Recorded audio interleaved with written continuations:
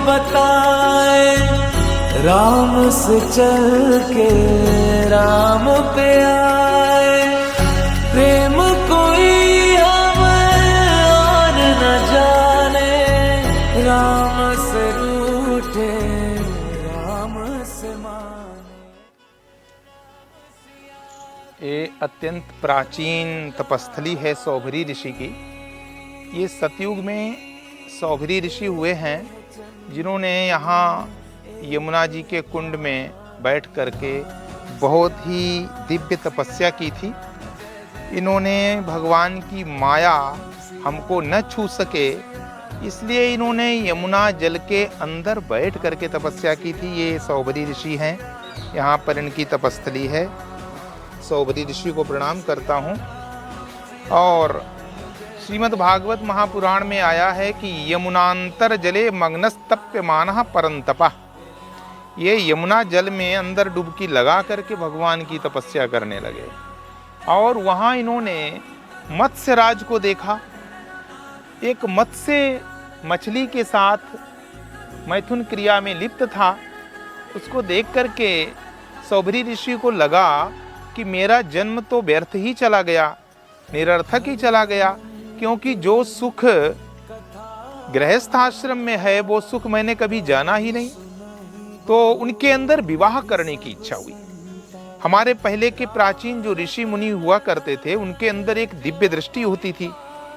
वो यमुना जल के बाहर निकल आए और यमुना जल से बाहर निकल करके उन्होंने ध्यान किया कि इस समय भारत भूमि का राजा कौन है, सम्राट कौन है। उस समय सतयुग में राजा मानधाता इस पृथ्वी का पालन करते थे। इस संपूर्ण पृथ्वी के सम्राट राजा मानधाता थे। उन्होंने ध्यान किया तो राजा मानधाता की 50 कन्याएं थीं। पहले के ऋषि मुनि संसार के लोगों से कुछ नहीं मांगते थे, सीधे राजा के पास जाते थे। राजा मानधाता के पास चले गए सौभरी ऋषि, और सौभरी ऋषि ने कहा कि राजन, मुझे आपकी एक कन्या चाहिए, मुझे विवाह करना है। राजा मानधाता ने देखा कि ये हजारों हजारों वर्ष प्राचीन ये ऋषि हैं और हमारी जो कन्या है वो खोडस वर्षीय है। तो 16 साल की मेरी सारी कन्याएं हैं, खोडस वर्षीय, और ये ऋषि जो हैं ये अत्यंत हजारों हजारों वर्ष पुराने हैं। तो इनके साथ मैं अपनी कन्या का विवाह कैसे कर सकूं? तो राजा के पास में बहुत बुद्धि होती है। राजा के पास में हमारे शास्त्र कहते हैं कि 100 पंडितों के बराबर बुद्धि होती है। राजा ने कहा, ऐसा करो ऋषिवर, आप हमारे अंतःपुर में चले जाओ और अंतःपुर में जो कन्या आपका वरण कर ले उसी कन्या को आप लिए जाओ। क्योंकि जानते थे राजा मानधाता कि यदि मैंने ऋषिवर को मना कर दिया तो ऋषिवर जो है हमको शाप दे देंगे। लेकिन ऋषि तो ऋषि हैं, तपस्वी हैं। जो तपस्वी होता है उसकी मेधा और उसकी प्रज्ञा 1000 गुनी, करोड़ गुनी हो जाती है। ऋषिवर समझ गए और ऋषि ने विचार किया कि राजा चालाकी कर रहा है। तो उन्होंने अपने योग बल से एक नवयुवक, 21 वर्ष के नवयुवक बन गए सौभरी ऋषि। और जब अंतःपुर में गए तो वहां सारी कन्याओं में होड़ मच गई। सारी कन्या कहने लगी, अहम पूर्वम, मैं पहले विवाह करूंगी, मैं पहले विवाह करूंगी।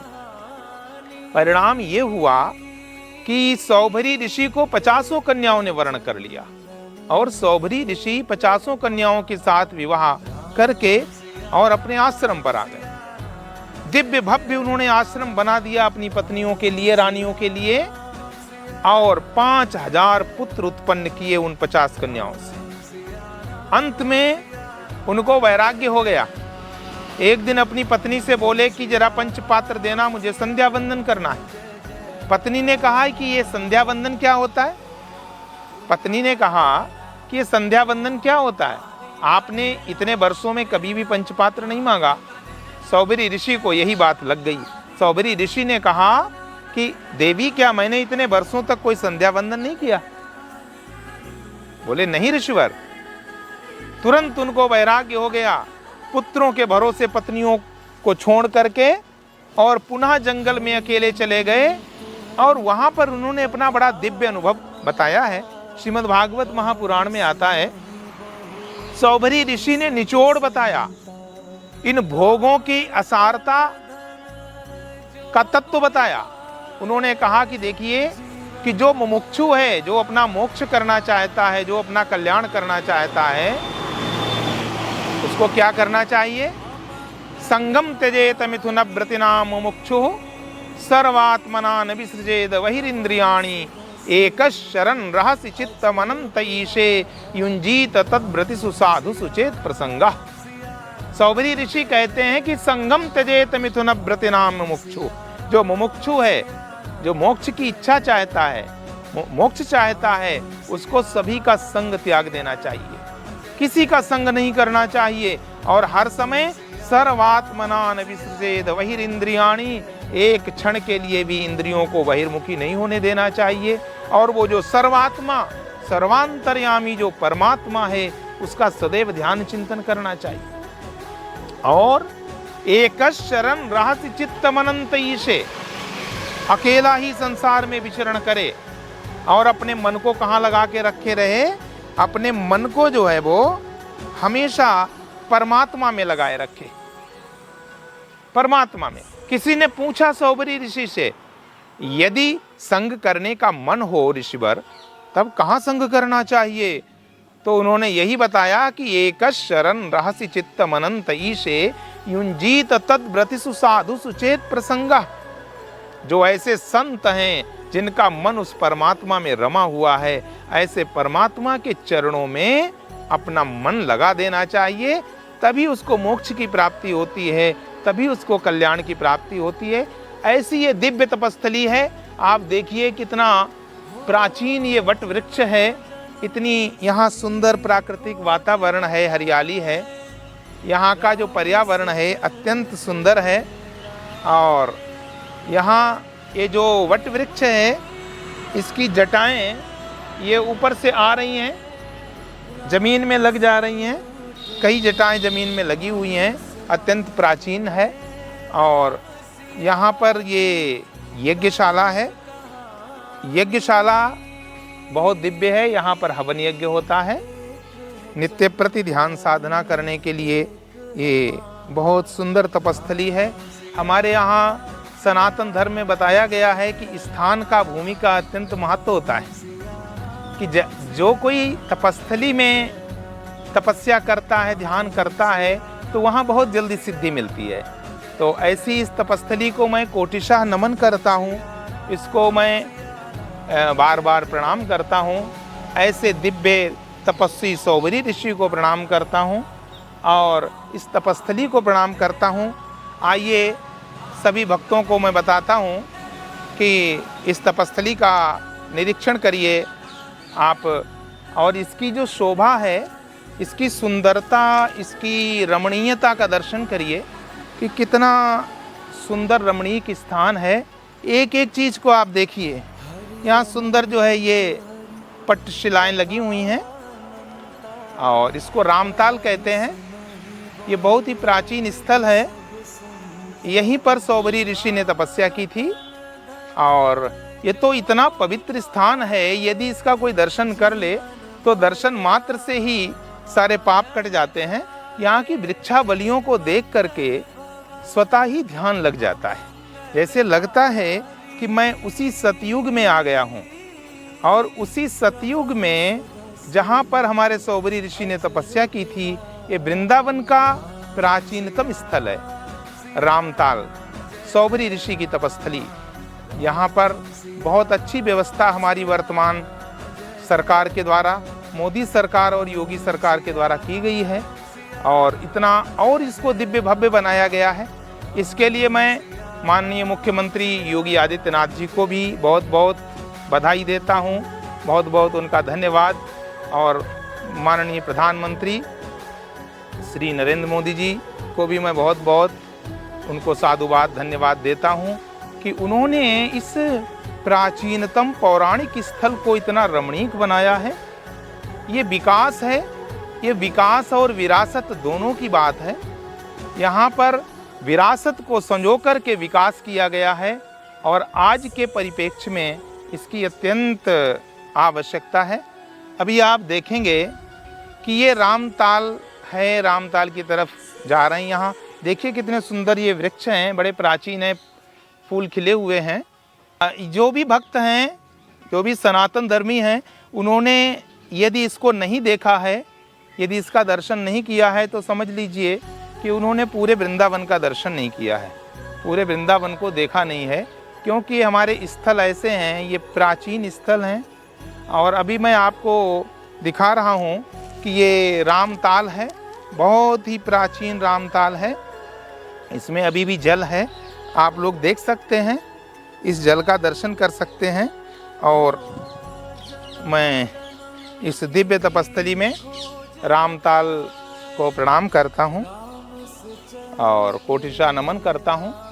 बहुत सुंदर दिव्य वृक्ष हैं यहाँ पर, कदम्ब के वृक्ष भी हैं और भी तमाम वृक्ष हैं यहाँ के प्राचीनतम। ऐसा ये, और उधर भी तमाम वृक्षावलियाँ हैं, पूरा जंगल है। और इसको भारत सरकार ने, उत्तर प्रदेश सरकार ने इसको संजो कर के रखा हुआ है, इस विरासत को, इस संस्कृति को, जो हमारी सनातन भारतीय संस्कृति है, उसको संजो कर के रखा हुआ है। आप दाहिनी तरफ भी देखें कि बहुत सुंदर वृक्षावलियाँ हैं, बड़े सुंदर सुंदर वृक्ष हैं, केले के वृक्ष हैं, ताड़ के वृक्ष हैं और गुड़हल के वृक्ष हैं, तमाम जो है शहतूत के हैं, तमाम वृक्षावलियाँ हैं यहाँ पे, देखने योग्य हैं। और इस रामताल, इस सौभरी ऋषि की तपस्थली को देख करके जैसे लगता है कि क्या आनंद है, ये वास्तविक वृंदावन है जो आज भी अपनी प्राचीनता को संजोए हुए है, अपनी इस प्राचीन विरासत को ये संजोए हुए है। इसलिए इस सभी भक्त लोग इसका दर्शन करें।